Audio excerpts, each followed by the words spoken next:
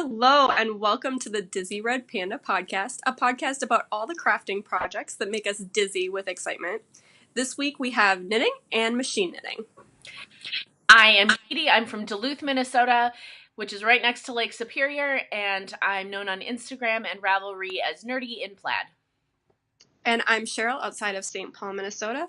I'm on Ravelry as Red and Instagram as Red Knitter. Show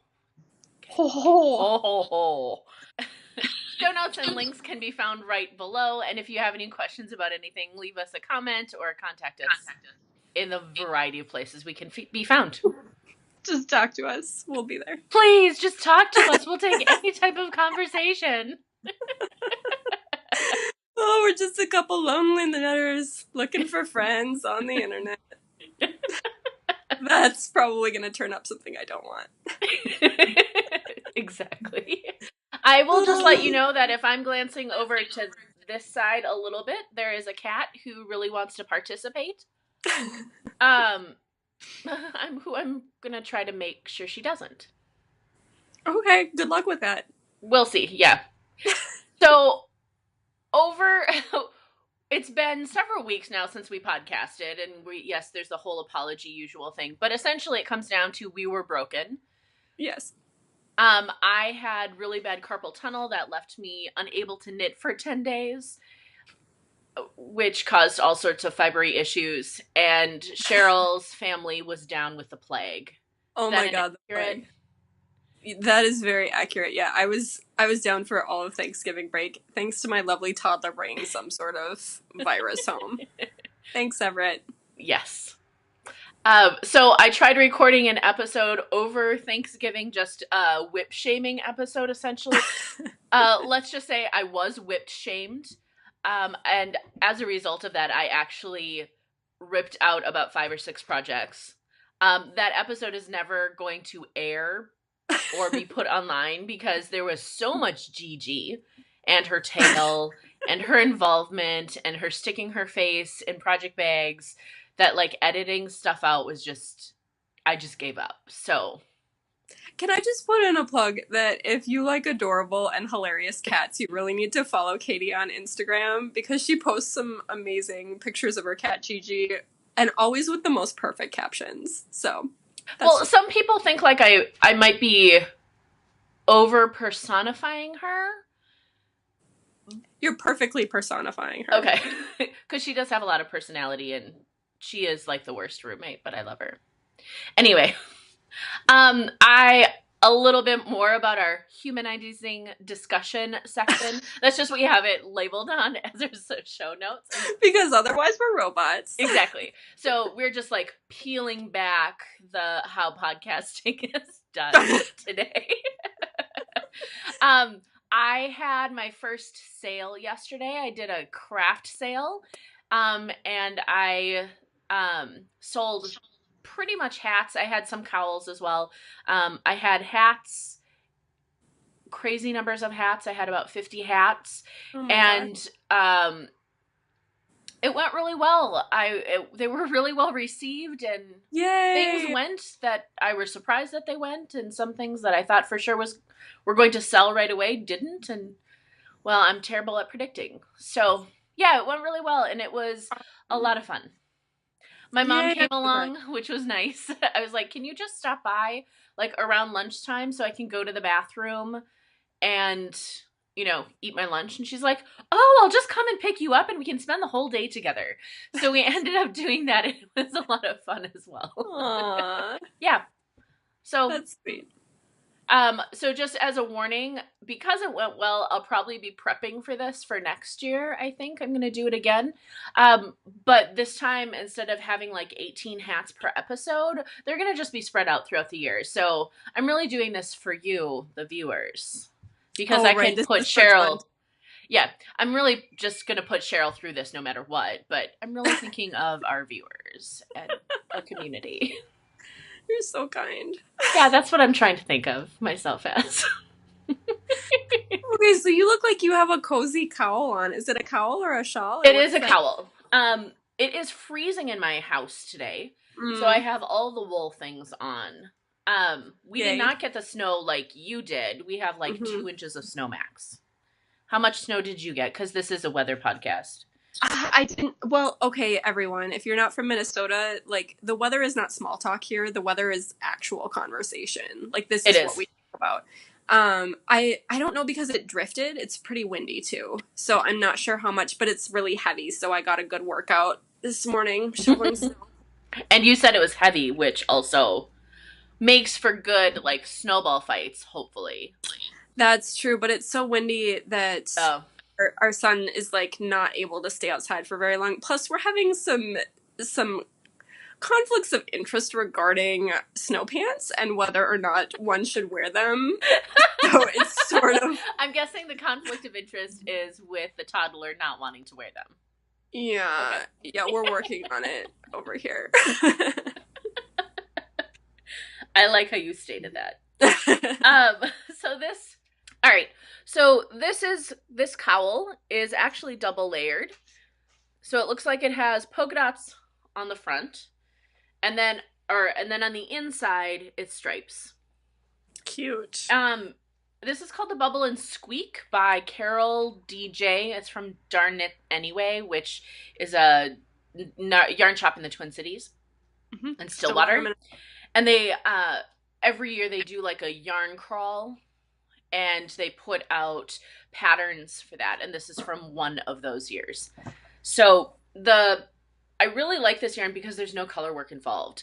So essentially you're doing the bubble stitch on this one, and so you knit the stripe, and then on the first one of the new, like the main color, you actually just drop down and essentially pick up the stitch. It's a really fun, really easy stitch. And that's not hard to do, and it's explained really, really well. It's a great pattern. And it's nice and cozy, so that's why I like wearing it. Nice. So, I've included my link to my project page. I've actually made two of these now. And okay, I didn't want to call you out, but am I remembering correctly that this pattern was maybe a little bit of an obsession, like, a couple years ago? Like, you made them in rapid succession or something? Yes, I made 2 in a row. Okay. So the pattern calls for fingering weight yarn, and yeah, I'm not about that. I did both of mine in sport weight, just because I thought they would be a lot cozier. So I did this one, and then, which is out of Quince & Co. Chickadee, in some blues. Sorry, I don't remember the blues. And then I did another one in Haiku, I think it's Simplicity, which is their DK weight, and it comes in really bright colors. So I did a background color of white, and then I had like a turquoise and then a lime green that I did as well. So it's really nice because you can just make the pattern go as far as you want. This would be a great one for scraps as well. Yeah. Or to do it in like a color changing yarn. Now I'm giving myself all sorts of new ideas for new projects, and I can't do that because I just identified projects I really want to finish and need to rip out. So anyway, I'm thinking about progress. I'm trying to make it towards progress. But we'll see how much that's going to happen. You finished some stuff as well. I want to see what you worked on. Yes. Okay, so like I said, winter has arrived here in the Twin Cities of Minnesota. I would say in Minnesota in general. Yes. It has arrived. Yeah, definitely. But I'm a couple hours further south from Katy, so oftentimes it's warmer here than it is there. So my son obviously needed some warm stuff to wear outside, especially since this year, despite the snow pants issues that we continue to have, which I will win, trust me. Despite all that, he really loves being outside when he actually gets there. It's just the actual like putting on of the snow pants. So I wanted him to have some warm things to wear, and I decided he needed an ear flap hat. Oh, that is adorable. So I made Can you show it a little bit more towards the camera? Because I feel like you're just off slightly. There you are. Thank you. Mm-hmm. Oh, that's so cute. Thank you. So I've actually knit this hat twice and only have one hat to show for it. It is one of those projects. Ah, okay. All right. So the first one, was out of a different flap cap pattern that I have knit several times before. And I finished the whole thing. I wove in ends, and then I tried it on my kid's head, and it was too small. Oh, that's rough. That's really rough. At least it was a hat and not a sweater. That's something. But it's the woven in ends part. Yeah. Yeah, so I ripped that one out because, like, I otherwise would have kept it and, like, given it away or something, but I happened to have had some extra space between the back fish, and he's really obsessed with the letter E, which is the first letter of his name. Obsessed with it, and so I had put his initials at the back of the hat, and so it just wasn't, like, I couldn't save it for a gift or charity or anything like that. I just had to rip it out. So, and that pattern only comes in one size. So I switched to Knitting Pure and Simple's basic hat and mitten set for children. Mm-hmm. Long name. Yes. And this is the smallest size. This is supposed to be for children size 2 to 4. He is almost 2 and has a big head for his age. And I would say that there's still a little bit of room to grow in here. So I think that'll be just fine. Nice. This continues my stash busting effort, my leftover stash busting effort. So this is made out of nature spun worsted that I just had around from who knows what. So I'm still working on that. And then the pattern itself is just for a plain stockinette hat. It has 3 versions. It has the ear flap, a roll brim, and a ribbed brim, I think. Okay. But it doesn't have, it's just stockinette. It isn't colorwork. So the colorwork fish are from Spilly Jean's mitten pattern, her Swedish fish mitten pattern. Oh, cute. Which I bought on sale a few years ago. I have like 3 or 4 of her mitten patterns, and I haven't made them yet, and I've been wanting to. I just haven't gotten around to it. So this was a fun way to be able to use one of her colorwork patterns. Oh, fun. That's a great idea, too. Yeah, and he's obsessed with fish. So this is his Ishy hat, and he loves it. That's very cute. Continuing with the color orange, of course. This is actually red. Oh, okay. It's just showing it's blue and red. Nice. Yeah. And I haven't blocked this. I don't intend to block this because this is a little kid hat. But one thing I will say is that the front garter stitch is just garter stitch for a couple bumps. And it could have used another 1 or 2 of those because it does tend to roll. Okay. Got it. So if I make this again, I'm gonna do that. And then, Katie, I need some pom-pom help. Okay. I can maybe help you out with that. Because here's the thing. So, Katie makes the best pom-poms. And I'm very jealous of them. Because they're, like, so nice and full. And she's like, I just put a ton of yarn on there. And I was like, all right. Putting a ton of yarn on my little, like, I've got the little pom-pom maker from... Clover. What is that? Clover? Yeah. So I have, like, a couple sets of those. Picked one of them. Wrap, much as I can cram on there. Well, now, I don't know if it shows up, but it is sort of oblong instead of round. Okay, so I think I screwed something up. So a couple of questions for you. Yes. How much did you trim it? Well, I trimmed, like, the pokey bits. Okay. Because sometimes over-trimming can result in that issue. I don't think I over-trimmed. I think I just trimmed the little spikes stick out. Okay. The other thing that may have happened is... Here is a Clover Pom Pom Maker. They make them in a ton of sizes, and I love them. I have them nearly all of them. So, for part of this, it is a thing if you have not, like, figured out how to do this yet. There's instructions. But, when you wind your yarn on, you do it on 1/2 first, and sometimes if you get too much yarn here, and here, it's going to bulk out your sides. Versus if you get too much up here, it's going to make your top much fuller. Mm-hmm. So that's part of what I suspect. Because I go back and forth and back and forth. So I make it as even as possible. So that might be one thing. It might be also that it just hasn't floofed properly. In terms of, like, I shake it so much. Okay. So that might be another thing. So I'm going to just show you one of my poms that I did out of this one. So this is a ridiculously huge pom-pom. Like, It's a nice looking pom-pom. and I didn't overly trim it, but I fill that sucker up as much as I possibly can. So that might be part of it. And then I give it a really, really good shake. Okay. Well, I'll just have to keep on. Keep making more pom-poms. That's what you're going to have to do. That's the only option. Okay, and I also made him, they've definitely been used. I made him the little mittens. Oh, cute. From the same pattern. They're just a really, they're a standard mitten. They don't, the thumb just sticks out the side. There's nothing special about them. But the wonderful thing is that he will tolerate wearing them. That's good. Yay for that. That's a win. And they're the first pair of mittens that he's had that actually have a thumb. So he has graduated to mittens with thumbs, which is very exciting. Good. Does he have clips to make sure he doesn't lose his mittens, or are you not super worried about that? I'm just not that worried about that, to be honest. These are made out of leftover yarn. Got it. I got lots of yarn. They don't take very long. I don't know. I'm just not super worried about it. And the thing is, it's not like he's an older kid where he's going to school and going out for recess or whatever. It's just in the traveling.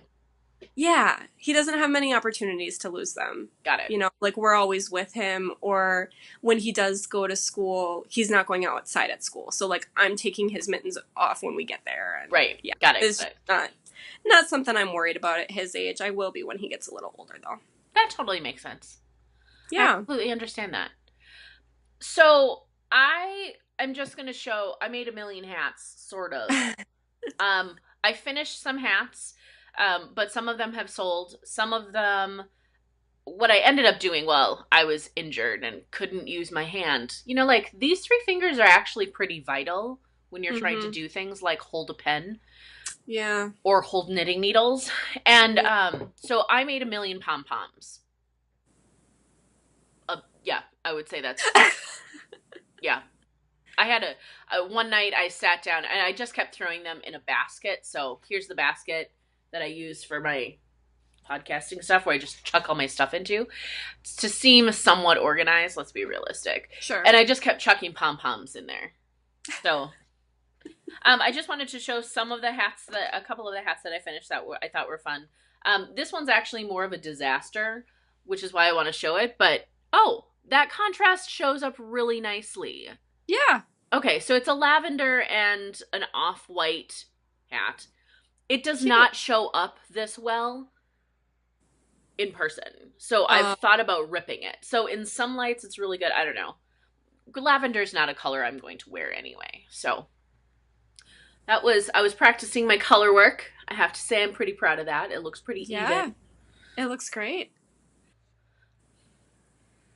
This one. This is crazy bright colors. I really needed it after working on a whole bunch of pastel stuff. This is yarn from Knit Picks. It's the Chroma Twist Bulky. And I really love theirs. Again, super heavy pom-pom that just used the rest of the yarn because I thought, why not? When I also sew my pom-poms on, I don't like a wiggly pom-pom either. Apparently I have way more opinions about pom-poms than I ever thought I did. Okay. So just as a clue, I tie mine so to create, once you've wrapped everything, there's actually a split that you cut your yarn so that you have the individual pieces, and then you tie yarn around. I actually take a strand of yarn and I double it and then tie it, so then I have 4 ends that I weave in, and I kind of spread those ends out so that it stabilizes a little bit more. Yes, it's 2 more ends than I really want to weave in, but I knot them with each other so you can see the little pink parts. I do a couple of knots, which you don't feel on your head, and then I weave in the ends. So then I don't have so that my pom-pom weight doesn't bother one's head. This is another leftover. This is called a stash, definitely a stash busting. I have Lamb's Pride Bulky as the solid brim. I have actually 3 strands of yarn I'm holding together for the body, of West Yorkshire Spinners Erin Valley Fusion. It's the Fusion one. It's the purple one. And then I have a strand of like worsted weight black, and then I also have a strand of mohair. Put it all together, and then I put all 4 of those into this seriously giant pom-pom. Again, which is kind of wiggly, and because I was taking from unknitting a hat, which is why the purple is. So those are 3 that I did, and then this might be my absolute favorite one. I am not a pink person at all. Mm-mm. So this is going to surprise you. I'm never going to wear this because it's going to look horrible on me. But it's a fun color work. Just a 1x1. I just needed something pretty simple with a giant fur pom-pom. That's great. I love this one so much. It's blowing out the camera so bad. I know. So this was probably one of my favorite ones. And I thought this one would definitely sell yesterday. And several people touched it and looked at it and commented, but it was not what they wanted. So that's okay. I can't guess any of that. So whatever. It'll be fine. So what else are you working on? Let's try that.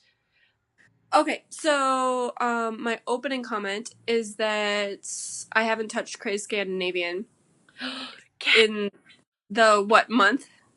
Thank you for the melodrama. I appreciate it. I'm just not feeling it. I don't know.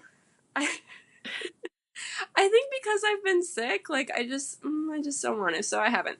That's understandable. Yeah, and so maybe I'll get a little boost and get it done before Christmas. Maybe I won't. I don't really care either way. It's not a big deal. So I have my other one that I've been talking about every single episode is the Ashby shawl, and it's in an awkward spot because it's in the middle of a row, which I will explain. Okay. So, yay! Being giant. Done. Oh my gosh, this is a lot of shawl. Like, I don't think I can. FaceTime does not have a big enough window for me to show you how giant this is. I'm just gonna have to have pictures when it's done. That's all there is to it. So it looks like it's a true schlanket, so shawl blanket. Yes, which is awesome. Yes, it is. So I got both of the legs done. I think I was still working on that last time I talked about it. And I picked up the stitches along the edges, the inside edges. Mm-hmm. And I had been concerned when I started working on this that was going to be obnoxious. It was fine. I had to fudge the stitch count a little bit, which doesn't quite make sense to me because it's not like I was going for a number of inches for this. I was following a chart. So, stitch count should be the same. It wasn't, but whatever. It happens. It's fine. All right. Two things. Okay. 2 things. Here we are. Okay, so here's the middle stitch pattern. It's just like textury goodness, little, pearl bumps in there. So you have one row where you're doing knit 2, purl 2, and then one just plain row, right? Got it. It is a truth universally acknowledged that knitters dislike purling. And? Why would the pattern have you work a purl row for your rest row? Oh. Why? Why are you doing that, Layla? Sounds like she might hate knitters. I'm kidding. I'm totally kidding on that one. Yeah, I don't want to slander her. I don't know Layla, but I'm real confused of why she's doing that. So, luckily I had looked at some notes on Ravelry and seen that was the case, and so I was just like, me and everyone else who has made this pattern are like, F that, we're just swapping them, because there's no reason not to. Well, and if it's just kind of like a general textured section anyway, then that should be fine. Yeah, it's not going to affect anything. So that's what I'm doing. I believe I am happier for it. Good. Here we are. Okay, you'll also notice that it's not done yet. No. But it looks like you created a really nice little neck hole for yourself. Mm-hmm. I could still wear it as is. That's because I ran out of yarn. Oh my goodness. What? And how many skeins are you in on this? I don't remember. I did. I'm going to use the number of the episode, which is 1,000,000. 1,000,000. I'm in a lot. I'm in a lot, and I still have a long way to go. Like, you can see that I still have quite a few stitches on the needles. So this is not a close call situation. I should have had enough yarn. It is possible that I had less, but very unlikely. So the reason that I'm uncertain about this is because you may recall I ripped out a sweater. Right. For this yarn, and so in the process of ripping out a sweater, sometimes you lose some yarn. Yeah. As sort of collateral damage, like something gets too tangled up or weird or whatever, and so you can lose some yardage, but that's like over 50 yards, it looks like. I don't think I lost this much. So, I mean, luckily it's Cascade 220. I can get it. I just haven't gotten my butt to the yarn shop yet, which is like literally 2 miles down the road. It really is. But I haven't, and the problem is because they're not open on Sundays. Oh, if they were open on Sundays, I think I would have done it by now, but man, it just doesn't happen. So once I get another skein of my Cascade 220, which hopefully they have in stock, I'll be okay. I'll finish my blanket and be super cozy. Yeah. And I could wear this on Christmas instead of Scandinavian. There you go. You could, absolutely. It's also green, so it works just fine. It's perfect. All right, that's my thing. All right. Okay, so I ripped out a ton of stuff. I don't actually have a ton to show this week, so I started a Gudrun Johnston Phaedra hat, which is out of Bulky. I ran out of yarn as I was working on the pattern, and that's totally my fault because I didn't check that at all. And then also it was really, really tight. I mean, like it could stand up on its own, which was not cozy at all. No. So I've ripped that back. I have since found a better yarn that I'm going to use. So good. From other projects that I ripped, actually. I also had last episode. I also had the Beginner's Brioche Cowl by Lavanya Patriciella. I've ripped that one twice. So the first one, when you last saw it, it was blue and gray. And then I decided, well, I've also been doing a whole lot of blue and gray knitting together, and I'm kind of over it right now. So I switched to, are you ready? Dark gray and light gray. Oh, Gasp. Wow. I know. I really liked how it was turning out. I know. I really liked how it was turning out, but I just didn't want to do brioche. So out it came. I had other plans for that yarn. So I did a lot of ripping that way. The only thing I actually have to show this week is a little bear hat. And this got its own sweet problems. So the pattern I started with was the Barely Bonnet by Pure Stitches. Here are the mods I made. That pattern uses fingering weight using US 1 and 2 needles. No. I'm making this for a baby shower for this Friday. And no, I'm not. I don't knit fingering weight for kids. So it used fingering weight, and I really did want to finish this before the child goes to college. So that's why I switched to worsted, cool. And I also had yarn. So I'm using Malabrigo Rios in the Cocoa colorway. So it is chocolate brown, and it's really cute. So I just have pieces. So the mods. So I'm using worsted weight yarn. I switched the needle size. I switched the stitch count. I switched to ribbing instead of garter. I switched the type of ribbing. I switched the type of decreases because I didn't like them, and how I did the ears. So basically I made up my own pattern. So this is a bonnet. Did you buy this pattern? No, it was free. Okay, well, that's good because you basically wrote your own. I did. So it's just a garter stitch little bonnet, which is really cute. And then it will have things and tassels down there.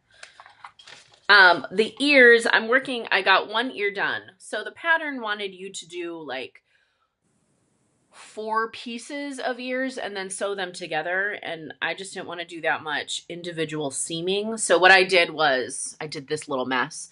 So I cast. There you go. I cast on, did some decreases. This one is a little bit wonky, but I feel like this ear got it better in the shape.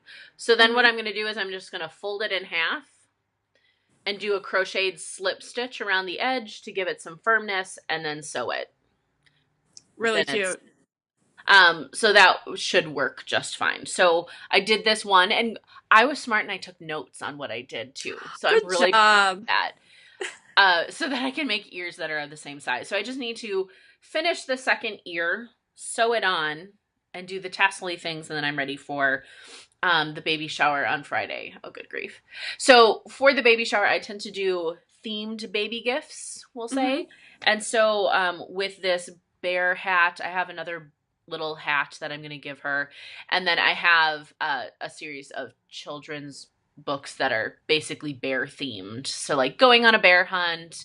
I can't think of any other ones right now. Antler Bear Canoe, which is a woodsy type of theme. So I'm doing that for her because she's not originally from Minnesota. And so I thought I would just go that way. Northwoods themed. Night Lights is the other one I'm giving her, which is by a Minnesota author, by the author of Agate the Moose, which is a great little book. And Night Lights is about two bear cubs who see the Aurora Borealis for the first time. It's a great little book. It's one of my favorites. So, what else are you working on?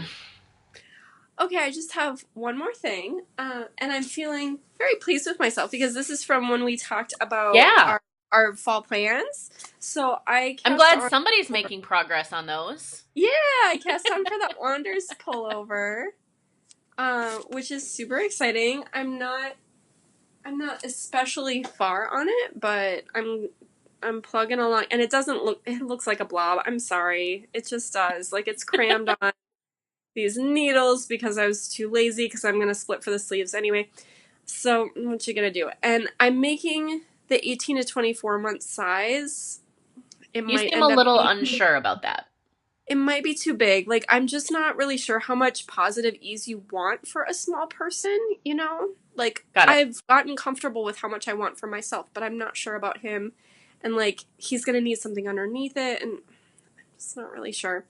So, I'm just going to hope that it fits. That's what I'm doing. And if it doesn't, he'll have an oversized sweater, because I'm probably going to use this for... We don't send Christmas cards, we send New Year's cards. Yeah. And I'm hoping that he can wear this for them. So I'm doing as planned and using leftover Dale of Norway Falk yarn from my mom's ski sweater. So this is, I don't know if you can tell, but it's a really, really dark blue. Yeah, it's a really lovely navy blue. Yeah, and then, this is not a pretty skein, but I'm doing a cream with it. That'll be really nice and bright. Super high contrast. Yeah. Gotta love that. So, I mean, so far it's just like, you know, a top-down raglan, except there's this nice little detail that I don't think is very obvious from the pattern just because it's small, and I don't know if I'll be able to show it either. Tilt it back the way you had it, because then to get more light. There it is. There. Okay, so there's a little braid that you do. So you do a little bit of ribbing, and then you do this braid. What does she call it? Vickle? Okay. Don't know. Some sort of ethnic braid pattern. And so that's adorable. It doesn't really show up very much because it's so dark. Like, even in person, it doesn't show up very much. But what I did notice is that it made it, like, it makes it so that it looks loose right after the braid. Like, the row after the braid looks loose, and I think it's because of the nature of the braid. So I'm hoping that if he wears a light color underneath, it doesn't, like, show through funny right there. I'm a little bit concerned about what that's going to look like. But honestly, I don't think that would be a huge issue anyway. I hope not. I mean, it'll probably block out to some extent, but it is noticeable to me right now. So, I don't know. I'm just going to go with it. It's going to be an adorable little tree sweater, so, like, you can't really... You can't go wrong with that at all. No, so I'm excited for that. And I just got to the point where I put the two parts of the placket together. Mm-hmm. It has a little, like, quarter-length button placket down. It can be worn either the front or the back. So I just joined those together. Oh, I like that. You can wear it in the back. That's a really cute detail as well. I mean, they're little kids. Like, Yeah. they're pretty much shaped the same on both sides. So yeah, I'm almost to the point where I can separate for sleeves, and I'm excited to get down to that color work because it should be pretty cute and pretty easy. And you whip through color work as well, so. Yeah, and this is my current sort of project of interest, just because, like, I haven't been touching Cray Scandinavian, and I can't be bothered to go to the yarn shop for Ashby yarn. So this has been what I've been working on since I finished the winter set for him. Yeah, I really probably should get out my other, the ribbon wrap that I was working on. Mm-hmm. But I'm at a point where I need to count and switch yarn. And like my brain, so I have 2 weeks left of my semester, which means that any type of conversation that involves thought, critical thinking, more than a yes or no answer, is going to become increasingly difficult. My partner refers to it as, when are you going to get your brain back? He's well aware of it. So a garter might just be my option. I don't know. I might just cast on another hat, gasp, and deal with it that way. The last project that I'm working on is a machine knit project.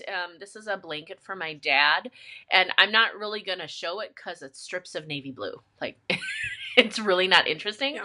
But I wanted to talk a little bit about the yarn because normally I would put a little bit more thought into color for my dad, though. I mean, he's a blues and grays guy, so like that's super easy.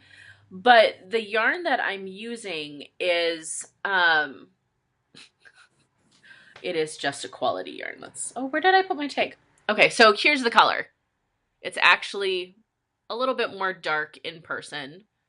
It's a blonde navy blue. But this tag is just hilarious. This is a Mary Maxim yarn.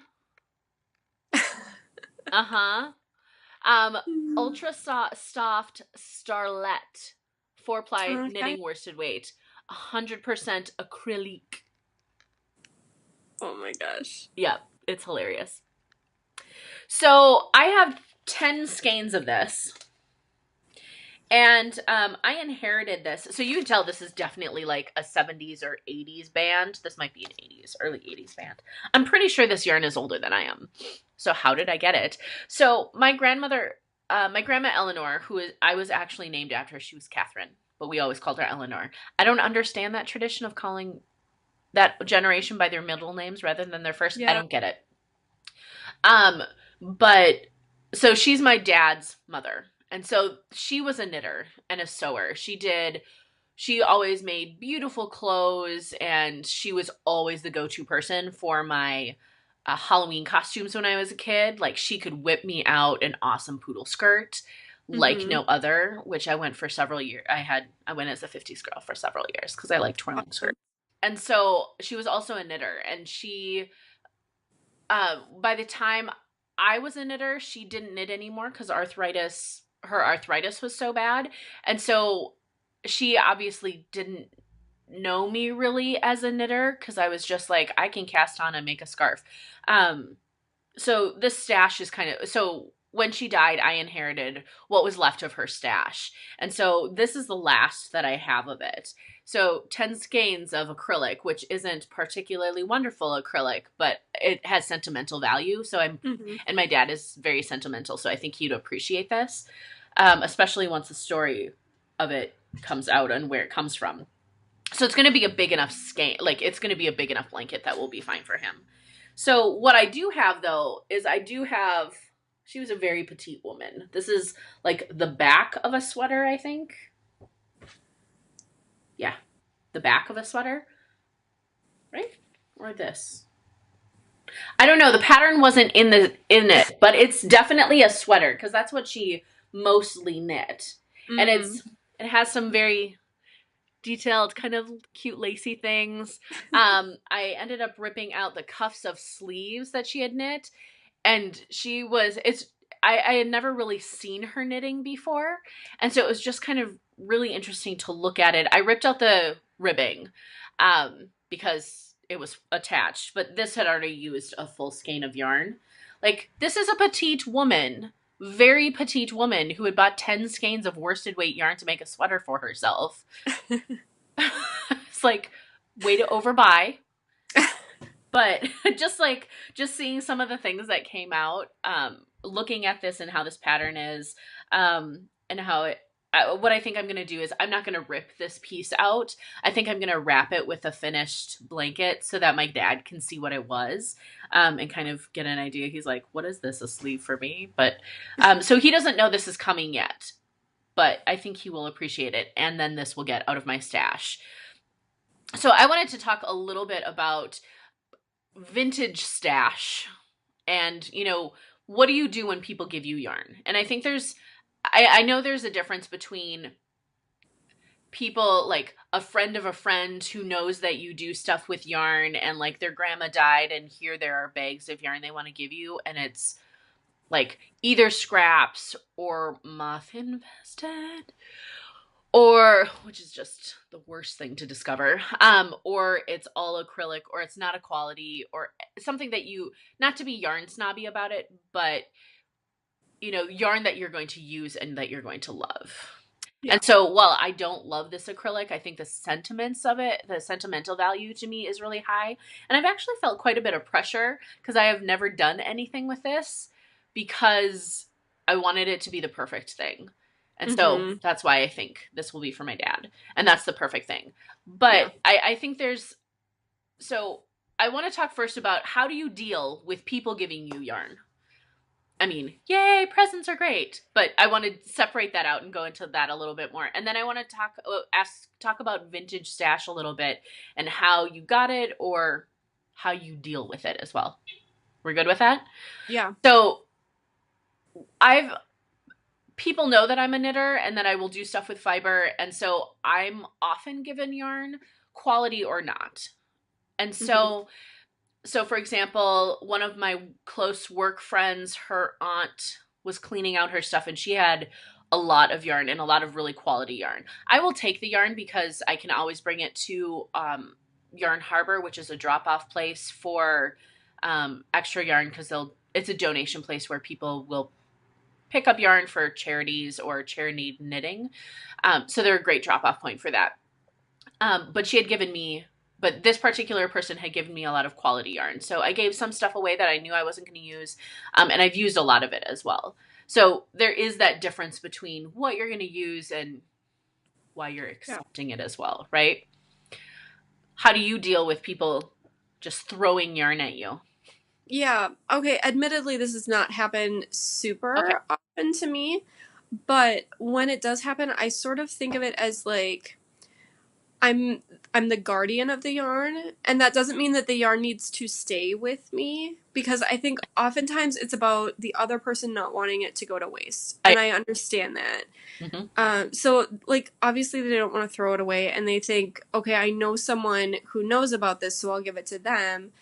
And so I don't feel like it's my responsibility to knit that yarn myself if it's something that I'm not interested in. But because I'm connected with things in the community, I can probably find a home for it, like that Yarn Harbor drop-off point where like people are really happy to have yarn to work with for charity knitting. And so it's more that like I have the resources to find a home for it when somebody else might not. And this is something I'm working with my mom on right now because my grandma passed away earlier this fall. And she was a very prolific knitter before Alzheimer's really took over. Yeah. And she was a red heart knitter. Got it. Exclusively a red heart knitter. And I think last I heard that was potentially going to go to like a church group making prayer shawls. Yeah. Or something like that.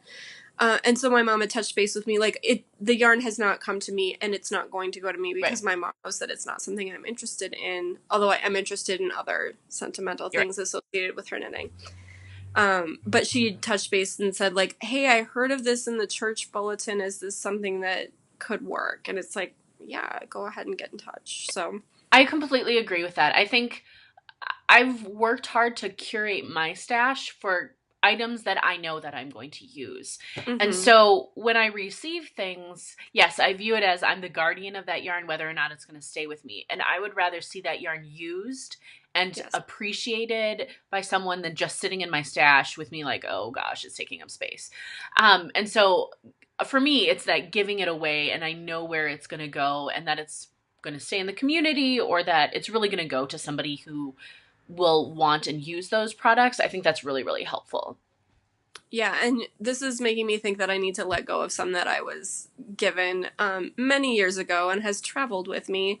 But like, I'm never going to use it. And it was very much about like some family members who like, they're in a phase of their lives where they're giving a lot away. And I can tell that they just can't give things to strangers or give things to Goodwill. Like they just can't do it. And so some stuff I'm able to just say, nope, I don't want that thing from you. And just be like, you know, this is your thing. You need to deal with it. But when it comes to yarn, it's just like, sure, I'll take your yarn. But it's been sitting around for way too long and I need to let it move on to somewhere else because I'm not. Well, because I think for knitters, we often connect on so many different levels and like we find out stories and we like to hear those stories and have those connections and that history because our craft is, I mean, relatively unchanged, right? In how we do things. And so I think that it's really easy to accept it and like, oh, this person's, you know, history. And sometimes like I have tendencies of just keeping everything. And so I have to be really careful about not doing that, about not developing a sentimental attachment to things. And so I think that's one of the reasons why this yarn was never given away because of the strong sentimental value. And so I'm really like, I'm usually not going to get attachment to that type of yarn. I also think, and I'm also not going to like crochet a lot of blankets, which I think Red Heart is really useful for, or for prayer shawls, which I think is a really good ministry for people in the community to connect. And I know that those people who are going through in hospice or going through that situation, and their families also appreciate that as well.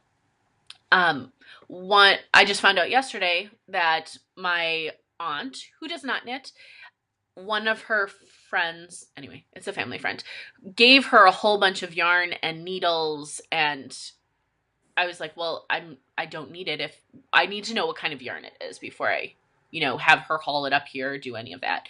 And it sounds like it's pretty good yarn. It sounds like there's also a lot of needles. And so what I've decided to do was, I don't need any more needles. And so I am just having her donate the needles to the library. She works in the Franklin Library. Is that in Minneapolis? She volunteers at the Franklin Library downtown. My aunt does. And so some of the librarians have started up a knitting group for some of the people there because it has low income, highly transient population. So they do a lot of like learning and stuff there too. So I'm like, donate there. They'll use those. Yeah. I'll take a look at the yarn when I come down for Christmas and kind of deal with it that way. So so I'm fine with keeping stuff that I would really like. And I know that I'm going to use pretty quickly. I'm fine keeping that, but otherwise I'm also fine giving that away.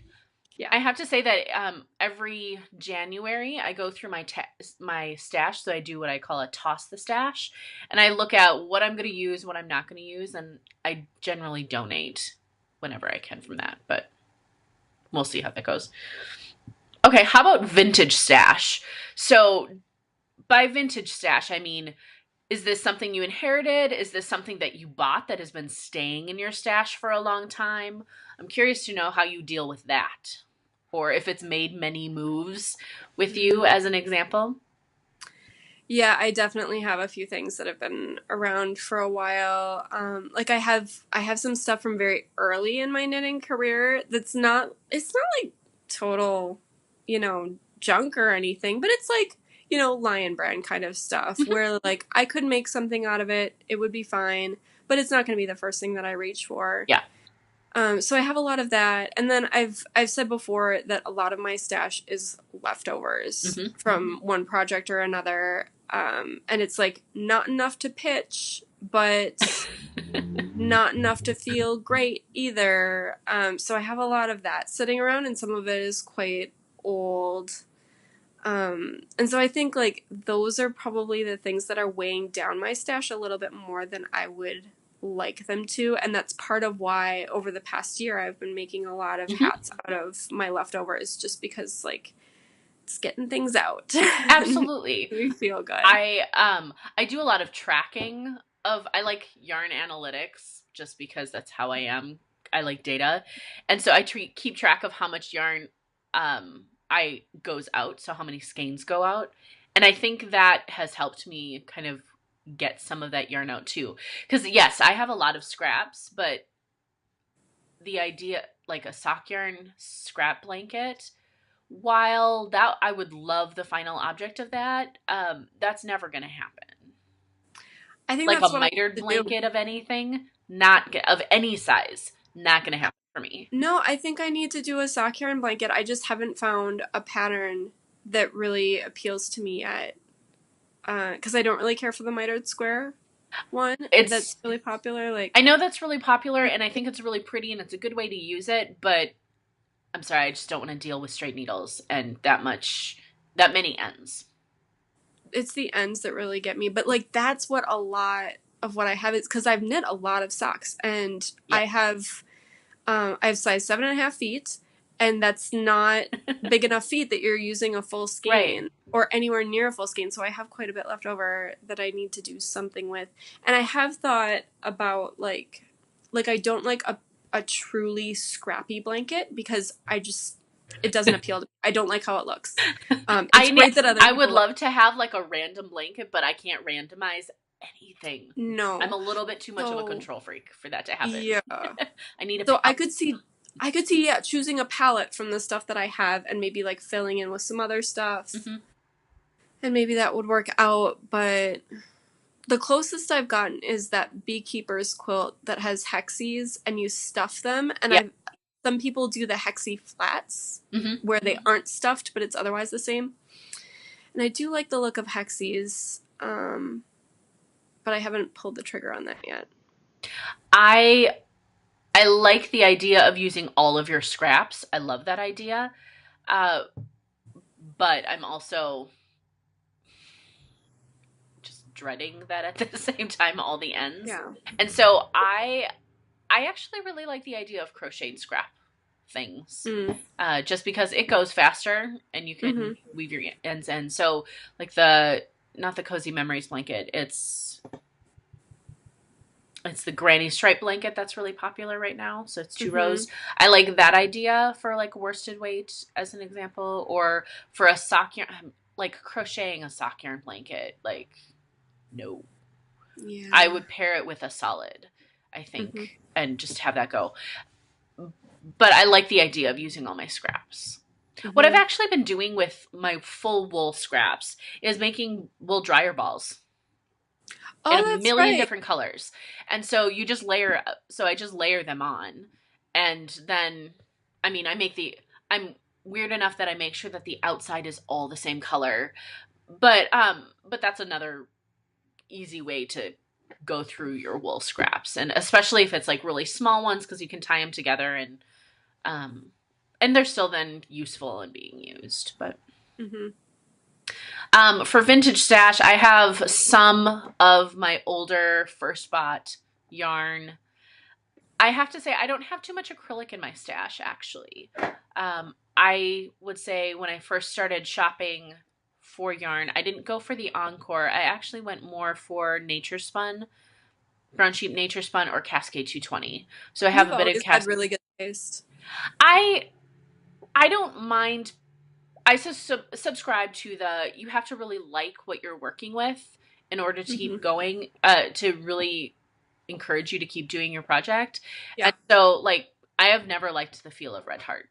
I never have. I have a couple of blankets made out of it because of my other grandmother on the other side crocheted blankets. And so that's more for the memory, and you're wearing it over, it's just a blanket.